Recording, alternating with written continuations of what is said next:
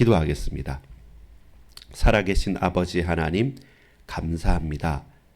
오늘 우리가 서 있는 곳이 어디입니까? 하나님께서 어느 현장, 어느 곳에, 어느 때에 우리에게 하늘의 신령한 복으로 채워주십니까? 이 땅에서 사람들이 받고 싶은 복, 쌓아가는 그 응답이 아니라 하늘의 신령한 복으로 우리에게 빛으로, 생명으로, 영생으로 비춰질 수 있도록 주여, 우리가 어느 곳에 가야 합니까? 또한 어느 곳으로 당신께서 이끄실 것입니까? 내가 사나 죽으나 어느 곳에 어느 때에 있으나 주님을 찬양하는 하나님의 백성 되기를 소망합니다. 예수 그리스도 이름으로 간절히 기도합니다. 아멘. 우리 시편 132편에서 134편까지의 말씀을 보겠습니다. 오늘은 특별히 시편은 많은 해석보다는 분명한 우리의 고백들을 잘 또 바라보는 것이 중요합니다. 2025년 8월 29일 또 언제 그랬냐 싶을 만큼 이제 한 발자국 더위가 끝나고 가을에 또 첫 단계에 서 있습니다. 자, 8월 29일 오늘 우리가 함께 나눌 말씀은 시편 132편에서 4편까지의 말씀입니다. 자, 시편 132편을 보겠습니다. 여호와여 나 다윗을 위하여 모든 겸손을 기억하소서. 그가 여호와께 맹세하며 야곱의 전능자에게 서원하기를 내가 내 장막집에 들어가지 아니하며 내 침상에 오르지 아니하고 내 눈으로 잠들게 하지 아니하며 내 눈꺼풀로 졸게 하지 아니하기를 여호와의 처소 곧 야곱의 전능자의 성막을 발견하기까지 하리라 하였나이다. 이것이 뭡니까? 다윗의 평생의 고백이죠. 다윗이 두 가지 그의 소명이 있었는데 하나는 찬양대를 만드는 겁니다. 하나님께 예배드리는. 그리고 그 찬양대는 만들었습니다. 또 하나는 주의 성전을 짓는 거였습니다. 그가 모든 준비를 했지만 아들 때에 솔로몬 때에 완성되는 성전과 그리고 찬양대 그리고 그 성막 성소 하나님께서 우리와 함께 계신다라는 분명한 이유 있는 그 은혜를 사모했던 것입니다. 단순하게 예배당 교회당만을 말하는 것이 아니라 내가 어느 곳에 어디에서 무엇을 하고 있든지 늘 하나님과 소통되고 통했다는 것이죠. 그것이 다윗의 중심이었습니다. 6절입니다. 우리가 그것이 에브라다에 있다 함을 들었더니 나무밭에서 찾았도다. 우리가 그의 계신 곳으로 들어가서 그의 발등산 앞에서 엎드려 예배하리로다. 여호와여 일어나사 주의 권능의 궤와 함께 평안한 곳으로 들어가소서. 주의 제사장들은 의의 의를 옷 입고 주의 성도들은 즐거이 외칠지어다. 주의 종 다윗을 위하여 주의 기름 부음 받은 자의 얼굴을 외면하지 마옵소서. 이제 이 시편 132편은 특별히 다윗이 예루살렘으로 또 언약궤를 모시고 거기에 성전을 건축할 모든 준비를 다하는 그야말로 성막, 성소 그리고 언약궤는 뭡니까? 하늘의 하나님과 이 땅의 백성들을 다스리는 통로라고 할까요? 그래 발등상이라고 하지 않습니까? 그러면 뭐겠습니까? 크신 하나님께서 그 하늘의 크신 하나님께서 이 땅까지 임하셔서 이 땅의 성막이 있는 그 성소에 있는 지성소가 있는 그 언약궤가 뭐가 됩니까? 하나님의 발등상이 되는 거죠. 마치 표현해 보면 뭡니까? 하나님이 크신 하나님이 서 계신데 이 하늘과 이 땅에 이어가는 서 계신 맨 끝에 발을 두는 곳이 뭡니까? 그게 언약궤였던 것이죠. 그렇다면 그 장소가 귀한 거잖아요. 거기에 들어가고 그곳을 향해 가는 것은 하나님을 만난다는 거였거든요. 그만큼 이스라엘 백성들에게 단순하게 그냥 성막이다, 성소다, 언약궤다가 아니라 기념비적인 것이 아니라 실제로 하나님께서 계신 곳, 서 계신 곳, 하나님의 존전 그 앞으로 나아가는 것이었거든요. 11절부터 다시 또 보겠습니다. 이런 다윗에게 하나님께서 어떻게 응답하셨는가에 대한 말씀입니다. 11절입니다. 여호와께서 다윗에게 성실히 맹세하셨으니 변하지 아니하실지라 이르시기를 놀랍게도 이렇습니다. 다윗의 고백과 다윗의 실천과 다윗의 하나님을 향한 간절한 기도와 그 예배를 통해서 하나님께서 그럼 나도 성실하게 네게 답해줄게 라고 말씀하는 것입니다. 다윗에게 성실히 맹세하셨으니 변하지 아니하실지라 이르시기를 네 몸의 소생을 네 왕위에 둘지라 네 자손이 내 언약과 그들에게 교훈하는 내 증거를 지킬진데 그들의 후손도 영원히 네 왕위에 앉으리라 하셨도다. 여호와께서 시온을 택하시고 자기 거처를 삼고자 하여 이르시기를 이는 내가 영원히 쉴 곳이라 내가 여기 거주할 것은 이를 원하였습니다. 다윗이 이곳으로 요청했지만 하나님께서 내가 원한 것이다 라고 말하고 네가 내 말과 내 언약을 약속을 지킬진데 그렇다면 네 후손들을 과연 그 왕위에서 벗어나게 하겠느냐? 영원토록 하겠다. 이스라엘의 왕위 쟁탈 전 우리나라 뭐 왕조 이게 저리 가랍니다.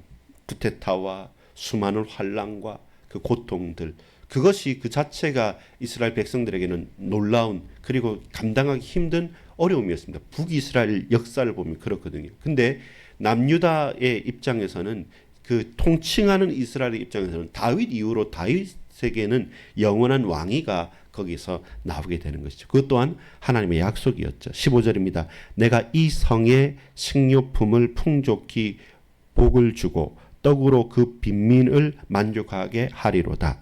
내가 그 제사장들에게 구원을 옷 입히리니 그 성도들은 즐거이 외칠지로다. 내가 거기서 다윗에게 뿔이 나게 할 것이라. 내가 내 기름 부음 받은 자를 위하여 등을 준비하였다. 통치를 위임하는 것입니다. 내가 그의 원수에게는 수치를 옷 입히고 그에게는 왕관이 빛나게 하리라 하셨도다. 하나님께서 기뻐하시고 원하시는 것에 우리의 마음과 생각과 우리의 손과 발을 쏟을 수 있겠습니까? 그게 우리의 평생이죠. 오늘 시편 132편은 분명하게 나타납니다. 다윗은 하나님이 가장 원하시고 기뻐하시는 그 약속을 굳게 붙잡고 거기에 내 인생 모든 것을 드렸다는 것입니다. 그게 아낌없이요. 또한 그게 어렵거나 혹은 힘들거나 하지 않은 것은 왜 그렇습니까? 그 자체가 다윗의 존재 이유였거든요. 저와 여러분의 존재 이유와 내가 살아가는 목적과 내가 가장 기뻐하는 것과 가장 행복하고 가장 사랑하는 것이 하나님께서 가장 원하시는 것이다. 그게 딱 맞는 삶인 겁니다. 늘 애매하고 늘 주저하고 늘 한쪽에 캥기는 마음을 가지고 이렇게 좀 하면 좀 그런데 하면서 어찌할 바 모르게 또한 두려운 마음으로 또한 익숙한 마음으로 종교적인 습성으로 하나님을 섬기는 것 그것은요 얼마 가지 못하고 그것은 결국 그 근본이 흔들릴 수밖에 없는 것입니다. 근데 다윗은 어찌하였습니까? 그가 죽으나 사나 내가 사나 죽으나 눈을 감으나 뜨나 내가 원하는 것은 하나님을 찬양하고 예배하는 것과 이 성전을 이 땅에 이 예루살렘에 짓는 것 이것은 내가 죽으나 사나 사나 죽으나 눈을 뜨나 감으나 늘 내 소망이었다고 고백을 합니다. 근데 하나님께서 내가 그것을 바랐다라고 말합니다. 이 하루를 살아가고 우리의 일평생을 살아가는 가운데 저와 여러분 어디에 있습니까? 저와 여러분 어디에 있냐면 내가 서 있고 내가 앉아 있고 내가 눕는 곳 내가 있는 그곳에 누가 뭐라고 해도 저와 여러분의 마음이 있죠. 여러분 그렇습니다. 그 미국이 좋아서 유학 가고 싶은 친구들은 유학 가더라고요. 이민 가더라고요. 또 거기 가서 불법 체류를 해서든지 어쨌든 살더라고요. 뭐 잠시 갈 수 있지만 한국이 좋은 사람들은 빨리 학위 마치고 오거나 거기서 뭔가 하다가 다시 돌아오게 됩니다. 이 말은 뭐냐면 그렇습니다. 불법 체류자라도 그곳이 원하면 그곳에 있는 겁니다. 아무리 모든 것을 다 준다 할지라도 이곳이 싫으면 그곳에 거할 수 없는 겁니다. 그러면 확실한 것이죠. 내가 있는 곳이 어디냐는 겁니다. 다윗이 소망을 두고 평생을 바라고 또 붙잡았던 곳, 있었던 곳은 어디입니까? 여호와의 성산입니다. 하나님 나와 함께 하소서. 주의 발등상이 있는 이 언약궤, 이 주의 성소를 내가 바랍니다. 거기 그 하나님의 성막이 그 바람 부는 곳에 있는 것, 내 속이 터져서 내가 이 왕궁에 있을 수가 없습니다. 눈물로 쏟으면서 그 성전 문지기 하는 게 내가 첫날 만날 이 편안한 숙소에서 왕궁에서 있는 것보다 단 하루 하나님의 성전 문지기로 그렇게 내가 떨고 서 있는 것이 더 행복하고 기쁨입니다. 수사적인 말의 표현이 아닙니다. 좋은 말 하자는 게 아닙니다. 실제로 그러했고 그렇게 살아갔습니다. 그렇게 행동했습니다. 여러분 어디에 서 있습니까? 여러분이 있는 자리가 어디입니까? 저한테 묻는 겁니다. 나는 어디에 앉아 있는가? 내가 앉아 있는 곳은 우리가 머무르는 곳이잖아요. 그건 내가 가장 많이 있는 곳입니다. 그냥 내 바운더리가 되는 겁니다. 그 일본 말로 내 나와바리가 되는 것입니다. 그 말은 뭡니까? 이것만큼은 양보할 수도 없고 이것만큼은 지켜야 될 것. 내가 앉아서 생활하는 내가 머무는 곳이 어디입니까? 그것이 도박장입니까? 그것이 나쁜 범죄의 현장입니까? 그럼 나도 도박하는 꾼이죠. 그 범죄자일 수밖에 없습니다. 근데 그것이 여호와의 성전이란 말입니다. 그것이 도서관이고 그것이 학교라고 한다면 학생들에게는 자기 본분을 다한 것이겠죠. 그것이 세일즈 현장에 물건을 팔아야 될 그 직장인의 현장이라면 최선을 다해서 사는 것이죠. 공고하지만 그러나 내가 머무르는 곳에 나란 사람이 있는 거지 않습니까? 여러분 또 내가 서 있는 곳이 어디입니까? 우리가 움직이고 살아가는 현장이 어디입니까? 그곳에 저와 여러분 인생이 있는 것입니다. 내가 앉은 곳은 내가 머무르는 곳은 나의 정체성이 있는 곳이고요. 내가 서서 다니는 곳 내 현장은 뭡니까? 내 사명이 있는 곳입니다. 반드시 내가 해야 될 일이 있는 거죠. 그 일이 있는 현장이 어디냐 말입니다. 그리고 내가 눕는 곳이 어디입니까? 내가 안식하는 곳이 어디 있습니까? 우리의 가정과 가문과 우리 직장과 현장과 그리고 무엇보다 몸된 이 교회가 하나님의 성전과 우리 가정에서의 삶과 우리 직장이 내가 앉는 곳이고 머무르는 곳이고 내가 서 있는 곳이고 내 사명을 감당하고 내가 해야 될 일들을 감당해 가는 곳이고 그리고 눕는 곳, 안식하는 곳이. 여러분, 우리 반석교회가 여러분의 머무르는 곳, 앉아 있는 곳이고 여러분의 사명을 감당하는 곳, 우리가 서서 진행하는 곳이고 또 이 교회가 저와 여러분이 눕는 곳, 안식하는 곳이길 원합니다. 왜 그렇습니까? 여러분 태어나면 유아 세례를 하고 성도들의 축복을 받고 그리고 그 기쁨과 그 사랑 가운데 자라나지 않습니까? 아이가. 그래서 점점 자라가면서 이렇게 사춘기도 오고 저렇게 하지만 또 결혼할 땐 또 주례도 하고 결혼식도 교회에서나 같이 성도들이 축하받고 하고 그 다음에 각각의 사명을 감당하면서 안수집사, 권사, 장로도 되어지고 또 사역도 감당하지 않습니까? 그러면서 결국 나중에 장례까지. 그리고 우리 인생이 이 몸된 교회와 그리고 성도 피는 나누지 않았지만 예수의 피로 하나 되어진 성찬에 동참한 우리의 한 형제 자매로서의 그 있는 곳. 다윗에 있어서의 그의 모든 서 있는 곳이 주의 성전과 함께 있었다는 겁니다. 그게 답이었다는 거죠. 동시에 이것이 어떻게 또 확장되는가를 33편과 34편을 통해 보겠습니다. 시편 133편입니다. 보겠습니다. 보라, 형제가 연합하여 동거함이 어찌 그리 선하고 아름다운고 머리에 있는 보배로운 기름이 수염 곧 아론의 수염에 흘러서 그의 옷깃까지 내림 같고 헐몬의 이슬이 시온의 산들에 내림 같도다. 거기서 여호와께서 복을 명령하셨나니 곧 영생이로다. 아니 뭐 대충 살겠습니다가 아니라 형제가 보라, 형제가 연합하여 동거함이 어찌 그리 선하고 아름다워. 우리가 신앙생활을 하고요. 저와 직장에서 일을 하고 우리 학생들은 학교에서 친구들과 대하는 그곳에서 형제와 자매가 연합하여 동거하는 그 놀라운 연합과 아름다운 일이라고 한다면 주 예수 계신 그곳 어디서나 하나님 나라가 되는 겁니다. 내가 직장에서 예수 그리스도의 이름과 그 주님의 사명을 가지고 직장에 서 있다. 그러면 주님이 그곳에 임하는 거예요. 아까 말했던 다윗이 예루살렘이라는 장소를 성전을 세워갔지만 그 중심으로 바라보고 봤지만 이제 저와 여러분은 나라는 부족한 영혼이지만 연약한 심령이지만 그러나 하나님께서 저와 여러분을 당신의 자녀로 삼았기 때문에 우리가 가는 현장에서 내가 많은 주어진 영혼들과 동거하고 살아가는 가운데 복의 근원이 되어지고 명령하신다고 합니다. 어떤 명령입니까? 나는 뭐 꼭 그런 거 안 받아도 됩니다. 나는 대충 살아가도 됩니다가 아니라 복은 받아야 됩니다. 왜 그렇습니까? 3절에 보면 여호와께서 복을 명령하셨어요. 하나님께서 명령하신 걸 우리가 뭐 잘났다고 싫다합니까? 하나님께서 내 가는 현장, 형제들의 동거하는 현장, 우리의 직장과 우리의 학교와 우리의 삶의 현장 지역에 명령하십니다. 복을 명령하십니다. 왜 그렇습니까?